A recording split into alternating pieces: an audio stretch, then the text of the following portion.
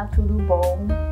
Eu pensei em fazer esse vídeo aqui meio que sem script, só conversando com a câmera. Você e um chazinho. E aí eu tenho muitos assuntos para conversar e muitas coisas que às vezes não conseguem ir pro vídeo, porque eu tento fazer meus vídeos mais curtinhos. Apesar de que eles estão ficando com quase 10 minutos, mas assim, não tão absurdamente compridos. E tem muita coisa que eu não consigo falar nos vídeos. O meu roteiro tá ali no cantinho, mas eu não vou usar ele por enquanto. Eu vou só conversar sobre esse vídeo, sobre o que tá acontecendo, né, nesse capítulo de Gênesis e como eu acho ultra polêmico esse assunto de destruição de Sodoma e Gomorra. Mas vamos lá. No capítulo 19 de Gênesis mostra, né, os anjos chegando na cidade de Sodoma e Gomorra para conversar com Ló. E logo no começo, a Bíblia faz questão de falar que Ló estava na porta da cidade. E é muito interessante porque a porta da cidade era um lugar em que normalmente as pessoas que eram mais bambambãs da cidade sentavam para tomar decisões importantes. Então, eu não sei, né? Eu não lembro há quanto tempo Ló estava naquela cidade, mas ele já tinha se enturmado e já estava ali ocupando lugares privilegiados, digamos assim. E é lá que os anjos encontraram Ló. E às vezes eu fico pensando nisso também, tipo, o cara que estava morando com Abraão, tendo uma vida ótima com um cara que, Deus falava com Abraão e tinha promessas para Abraão, e Abraão era o cara mais top para você estar perto, ali em termos de pessoas que andam com Deus. Deus não falava com mais ninguém, só com Abraão nessa época. E Ló resolveu que não ia ficar com ele, então ele se afastou a ponto de ir para Sodoma e Gomorra e de ficar nessa vida louca que ele estava. Então eu vejo também que Ló, ele era um cara assim que se misturou com aquele mundo, né? Então é como assim você estar, tipo, sei lá, eu não quero dar um exemplo que vai ser ruim pra mim depois. Chá pra pensar. Então, ele tava num ambiente, né, que não somente era um ambiente ali de pecado e tudo mais, mas ele já estava misturado, ele já estava ali, não dava para você diferenciar Ló de qualquer outra pessoa, né, que, por exemplo, fosse daquele... Ló insistiu para que os anjos fossem na casa dele, e naquela época era muito importante esse negócio de você ser um bom anfitrião. Eu não sei se Ló fazia isso por costume, né, dos judeus, do povo hebreu, ou se ele fazia isso assim, tipo, pra passar uma boa impressão ali pro povo. Também não tem como falar, eu tô só, tipo, divagando aqui com você. Também, Ló estava... O que eu ia falar? Não era isso que eu queria falar. Tanto Ló já estava completamente maluco de estar naquela cidade, que ele ofereceu 2 filhas virgens no lugar dos hóspedes, né, que estavam com ele, dos anjos, serem tomados por aqueles homens daquela cidade. Primeiramente, os anjos que chegam na cidade, né, na Bíblia não fala muito sobre a aparência dos anjos, e não é algo que eu pretendo discutir porque eu fujo de polêmicas, mas muitas pessoas colocam assim, tipo, muitas pessoas acham que os anjos são aquelas pinturas que a gente vê, né, de afrescos da Capela Sistina e tudo mais. Só que anjos, na verdade, muito provavelmente se pareciam muito com pessoas. E chegam simplesmente 2 caras novos na cidade, e porque provavelmente eles tinham uma boa aparência, os caras já ficaram completamente malucos, né? Já queriam abusar deles. Então, para você ver, era uma cidade em que as coisas eram muito malucas. Muitas vezes no Antigo Testamento, a gente vê Deus ou destruindo um povo, ou ordenando que o povo dele, né, o povo de Israel, que é o povo de Deus, e vai aparecer Israel, ainda não apareceu, Abraão, Isaac e Jacó, né, é a geração, e Jacó, o nome dele muda para Israel depois, Deus muda o nome dele, enfim. E às vezes Deus fala, olha, povo de Israel, vai lá e destrói aquele povo. E às vezes eu, né, pessoalmente, ficava pensando, nossa Deus, tu tá sendo meio, né, barra pesada, vamos conversar, vamos ver o que eles estão fazendo, né? Mas essas pessoas estavam realmente passando de todos os limites. E eu vejo também que hoje em dia, por exemplo, tem coisas que na sociedade que a gente olha e fala, nossa, passou completamente de todos os limites, né? Não é algo assim que deveria ser tolerado, não é algo que deveria ser considerado normal. Hoje em dia, né, que a gente vê em tempos de pandemia, cada loucura que eu vejo, cada loucura que eu ouço, que eu falo, nossa Deus, realmente a gente sabe, né, até que ponto chega a natureza humana. Eu fico pensando, por exemplo, em grandes eventos da história em que a gente vê como a natureza humana é terrível. Por exemplo, na Segunda Guerra, na época da escravidão, ou até mesmo recentemente com histórico de racismo aqui no Brasil e nos Estados Unidos e tudo mais. Então a gente sabe que a raça humana é ruim. A gente é ruim, né? A natureza humana é ruim e o pecado, assim, tá embranhado em nós. Então existem momentos, assim, tipo, que eu falo, nossa Deus, realmente é difícil, né, de imaginar que ponto que a humanidade tem que chegar para Deus tomar uma ação radical como essa. Mas vivendo hoje e conhecendo até onde a humanidade pode chegar, eu penso, assim, tipo, que Deus realmente tem os seus motivos, né? Ele como alguém que conhece o ser humano e a natureza humana, ele sabe o que ele está fazendo, né? Então, assim, eu pelo menos, né, quando eu chego num ponto em que eu tô lendo a Bíblia, que eu vejo Deus tomando uma ação radical, tipo, destruindo uma cidade ou alguma coisa assim, às vezes eu fico chocada, mas ao mesmo tempo eu penso, Deus sabe, né? Ele decide de todas as coisas, né? Ele sabe que como eu falei num episódio aí de Gênesis também, no 17, foi no 18 mesmo, que Abraão estava negociando com Deus, que existem momentos da nossa vida em que Deus faz coisas que a gente não entende, e a gente tem que falar, bom, Deus sabe e eu não sei, é isso. Voltando aqui, eu falei que Ló estava na porta, falei sobre a destruição de Sodoma e Gomorra, que é um bagulho muito louco, né? E os genros, né, de Ló tinha 2 filhas, e as 2 filhas tinham também relacionamentos, né? E os caras não foram com Ló, não fugiram da cidade. Então lembra de quando Abraão, eu lembro, né, de quando Abraão tava tipo conversando lá com Deus e negociando, ao mesmo tempo que parecia muito absurdo Deus destruir uma cidade inteira, ver que Abraão falou, tem 40 justos, tem 10 justos, não tem nem aqueles caras que estavam fazendo parte da família de Ló não acreditaram. Então não tinha nenhuma pessoa boa naquela cidade, é isso que eu quero dizer. Tem uma coisa que eu não consegui comentar no vídeo também, que eu achei muito importante ou muito interessante. Quando os anjos chegaram lá e avisaram Ló para ele fugir, parece um mosquito aqui, sai. E eles falaram assim, foge para as montanhas, né, vá para aquele lugar, naquela colina, não sei o quê.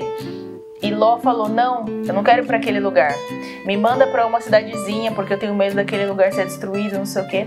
E aí Ló chegou numa cidade pequena, que chama Zoar, e lá eles, né, continuaram vivendo. Na verdade não continuaram vivendo em Zoar, eles foram para mais algum outro lugar. Na parte que termina o texto aqui, Ló e as filhas dele estavam morando dentro de uma caverna, sei lá, enfim. Então veja bem aqui, não só que audácia, né, mas olha a cabeça do cara. É tipo assim, Deus, os anjos estavam falando, olha, aqui vai ser destruído e você precisa sair imediatamente, você vai para esse lugar, tá bom? Tá bom. E Ló, ele ao invés de falar, não, eu vou e obedecer, ele ainda fala assim, não, eu vou sair, porém eu não quero ir para onde você tá me mandando ir, deixa eu ir para esse outro lugar. Então mostra muito o que é a arrogância da gente, né, tipo assim, de olhar para as decisões de Deus e falar, bom, eu concordo com essa parte aqui, Mas essa outra parte aqui eu não concordo, então eu não vou fazer. Eu me vejo muito assim, eu não vou mentir pra vocês não. Muitas coisas assim que eu falo, Deus, essa parte aqui é talvez mais fácil de te obedecer. Essa outra parte aqui é bem mais difícil. E aí as filhas de Ló fazem aquela barbaridade, né, embriagam o pai, engravidam dele, dão origem, né, ao povo moabita e o povo amonita. Eu fiz questão de falar isso no documentário, né, no vídeo, sobre os filhos das filhas de Ló. Primeiramente, essas mulheres que aparecem na história nem tem nome, que estranho, né, mas tudo bem. E elas dão origem a esses povos que se tornam assim, tipo, muito importantes na história bíblica. A gente vai ver lá bem mais pra frente com Davi e com juízes também, se eu não me engano. O povo moabita e o povo amonita eram inimigos de Israel e deram muito trabalho. Eu acho que Golias, o gigante, era do povo amonita ou moabita também. Eu acho que era do povo moabita. Não me lembro, não me engano, não sei. Não vou falar besteira. Tem também a mulher de Ló, né? Tinha muita coisa nesse capítulo, então eu não consegui falar sobre a mulher de Ló. Ela olha para trás e se transforma numa estátua de sal.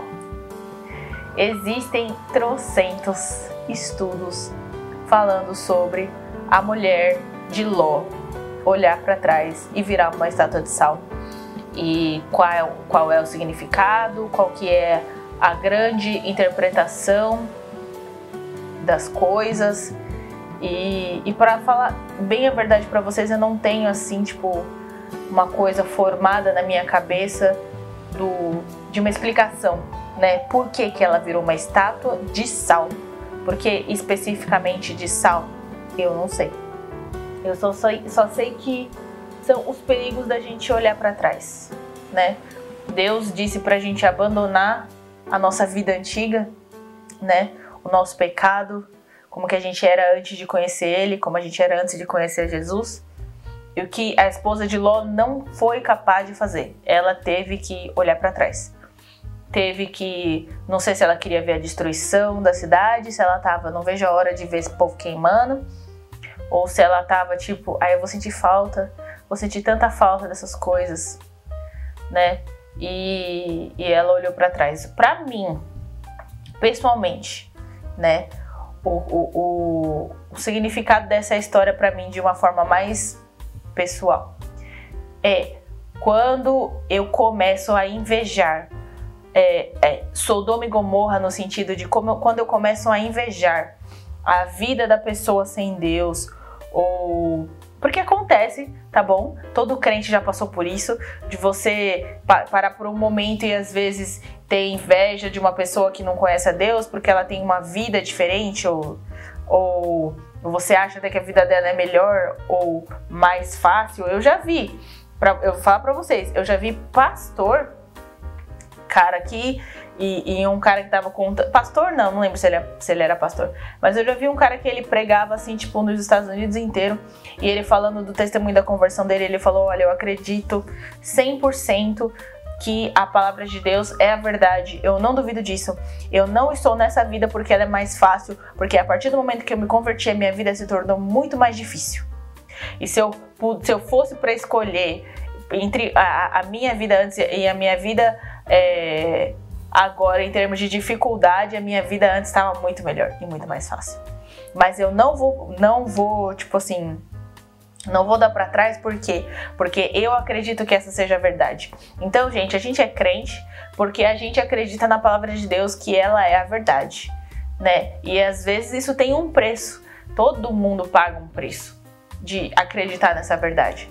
A gente sofre, crente sofre, crente sofre pra caramba também. E existem esses momentos de sofrimento que a gente dá uma olhadinha assim e pensa, queria ter essa vida mais fácil. Ou a vida de antes, talvez. Ou às vezes a pessoa tem às vezes a gente tem aquela saudade de como a vida sem Deus era antes e como as coisas eram aparentemente mais fáceis. E são esses momentos em que você começa a querer olhar para trás ou começa a olhar para uma vida sem Deus e achar ótimo, que o nosso coração começa a ficar seco, né? Você não consegue, você talvez perca um pouco daquela paixão, daquele amor por Deus quando você começa a olhar essas coisas, né? Olhar as coisas talvez no âmbito natural, né? Tipo assim, na vida natural da pessoa, que é mais fácil, você começa a ver as coisas de uma forma tão humana, mas tão humana, mas tão humana, que você começa a não conseguir, né? Tipo, se conectar com Deus como antes. Isso pra mim, entendeu? Pessoalmente, eu vou falar em um vídeo no futuro que eu tenho planejado aí, galera, porque eu planejo meus vídeos, não sei se dá pra perceber, mas a respeito dessa nossa vida, que a gente vive uma vida aqui, matéria, carne, mas a gente tem um mundo espiritual acontecendo que a gente não está vendo. E a gente, como cristão, tem que focar mais no mundo espiritual do que no mundo natural. O mundo natural tá mais fácil da gente enxergar, né? Realmente essa vida aqui, tipo assim, é mais fácil de ver. Mas o mundo espiritual é aquilo que a gente tem mais nosso foco. Então, nosso foco não é, tipo, ter sucesso aqui, ser reconhecido aqui e tudo mais, mas é, tipo, olhar pra Deus e, tipo, focar nele e focar no mundo espiritual. Então, pra mim, pelo menos, a minha vida é essa sequidão quando eu não olho para o mundo espiritual e olho para o mundo natural. E pra mim, é o que a mulher de Ló representa nessa estátua de sal, né? Que é, tipo, viver uma vida completamente voltada para as coisas aqui da terra, voltada para Sodoma e Gomorra. Isso é sequidão e é morte, e é muito ruim. Engraçado que eu tô falando isso aqui e tá vindo tanta coisa na minha cabeça. Tanta coisa que eu preciso mudar, tanta coisa que eu preciso melhorar. Gente, eu vou ter que fazer uma lista. Mas enfim, era isso que eu queria falar. Realmente fiquei chateada de não conseguir falar sobre a mulher de Ló, a mulher de Sal, eu ia falar no vídeo, mas gente, não dá tempo. Esse vídeo já tá ficando comprido pra caramba e a pessoa que assistiu até aqui é uma vitoriosa e merece um prêmio, um chazinho de camomila que nem o meu. Muito obrigada por assistir. Eu desejo muito fazer mais desses vídeos sem script, porque eu respiro um pouco e é bom pra mim, tá? Não sei se é bom pra vocês, mas tá sendo muito bom pra mim e eu tô curtindo. E é isso. Muito obrigada por assistir. Até a próxima.